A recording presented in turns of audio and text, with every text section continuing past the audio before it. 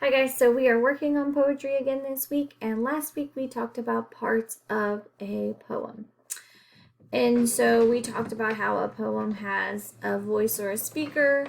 We talked about how poems have lines in their format, which a line is words that go from left to right that are in a group. We talked about stanzas, which are a group of lines that are separated by a space. And then you have another group of lines, so those are stanzas. And then we talked about rhyme scheme. So usually rhyming words come at the end of our lines, and we look at the pattern that they make. So today we're going to talk about figurative language and how poets use figurative language in their poems. So you may be thinking, Miss Yetha, what is figurative language? So figurative language is when words mean something other than their literal meaning, okay? So instead of just coming out and saying, the author just saying what they really mean, they use different words to kind of make you think about what they're really saying. So instead of just coming out and saying, oh, that was really easy, they may use other words to mean that, but they don't really mean it. So it kind of makes you think about, what are they really trying to tell me? Okay. So let's read our poem. We're going to use this poem to talk about figurative language. So before we start talking about figurative language, let's read our poem. Midnight Snack by Carrie Carter. I was a hungry lion. When I woke up late one night, my tummy started growling, so I flipped on the light. The stairs all groaned beneath me as I crept quiet as a mouse. My belly was rumbling thunder as I wandered through my house. I saw my brother's cupcake, and it called to me by name. I knew I shouldn't take a bite, but I tasted it all the same. Sly as a fox, I turned around. My brother asked me what I'd done. I felt a frog stuck in my throat, and the cat had gotten my tongue. When I thought he'd blow his top, I wiped frosting off my cheek. But he smiled sweet as pie and said, You'll be doing my chores all week. So let's talk about some figurative language that our poem has. So let's start with simile. So a simile uses like or as to compare two unlike things. Okay, so our sentence or line is going to have the words like or as. So let's look to see if we see any examples of simile. So right here where it says quiet as a mouse, that is a simile because it is using as, and it's comparing her to a mouse. So I crept quiet as a mouse. Right here where it says sly as a fox. So it's using the word as, and it's comparing her to a fox. Okay. And then right down here where it says, but he smiled sweet as pie. So I have I, or as, and they're comparing him to pie, but he smiled sweet as pie. Okay, so a simile, guys, is going to be using as or like to compare two unlike things. Okay. Another form of figurative language is metaphor. Okay, so this is another form of figurative language. Okay, and a metaphor says that two different things are the same. Okay, so we're talking about two different things that are the same thing. Okay, so let's see if we see any examples of that. So I was a hungry lion.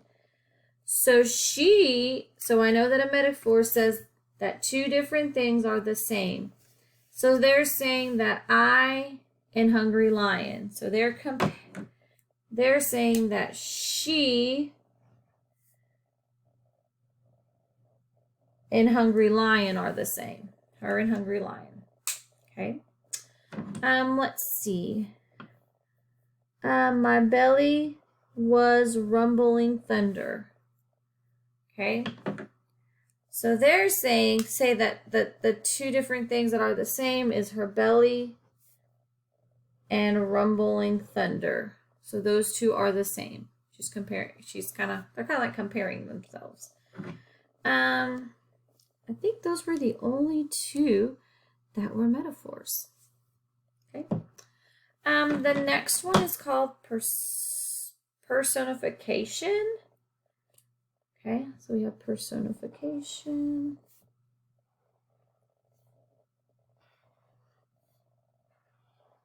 Okay. And this is where gives human qualities to unhuman things. So human qualities to unhuman things. Okay. So let's see some examples of that. So my tummy started growling. So they're giving her stomach or her tummy a human qualities because they're saying it's growling. Okay, so tummy and growling. That's what they're giving them. Okay. We also have it called to me by name.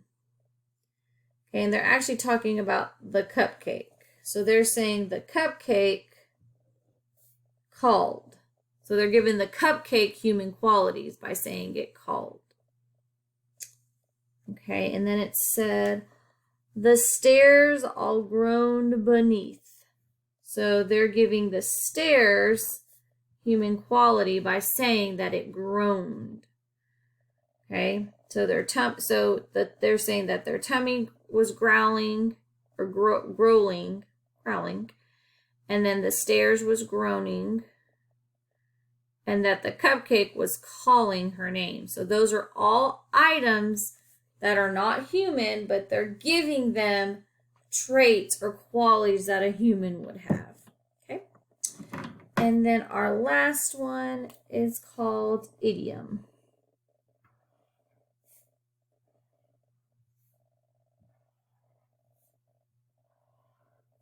Okay. And an idiom, are phrases that do not mean exactly what they say. So do not mean exactly what they say. So let's look at this line right here. A frog stuck in my throat. Okay, so do you really think a frog can be stuck in your throat? No. So what do you think they mean by that? So that's where we say their literal meaning is when words mean something other than their literal meaning. So instead of literally saying, so I felt a frog stuck. So kind of like when you feel a frog stuck in your throat, it's kind of like you can't swallow. You can't so that's why I have a frog stuck in my throat. So instead of just saying I felt like a knot in my throat, I felt like a frog stuck in my throat. And then we have the cat had gotten my tongue. So they're not really saying that a cat got the tongue. They're trying to say that she was so speechless she couldn't talk. So she was speechless, she couldn't talk. But instead of saying that, they said the cat had gotten my tongue. And then blow his top. Do you really think he blew his top? They just kind of meant that he was really mad.